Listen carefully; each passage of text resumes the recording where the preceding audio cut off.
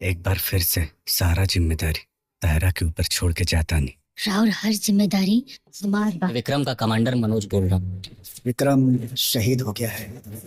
अब की बार आए तो लंबा छुट्टी लेकर आए। भोजपुरी देशभक्ति फिल्म शहीद की वीरंगना, जिसे शहीद की विधवा भी कहा जा रहा है, जिसका फुल यूट्यूब प्रीमियर किया जा रहा है। जी हाँ दोस्तों, अब आप इस मूवी को यूट्यूब पर देख पाएंगे, क्योंकि इसका यूट्यूब प्रीमियर 22 अगस्त 2026 को सुबह 8 बजे B4U के भोजपुरी यूट्यूब चैनल पर किया जा रहा है।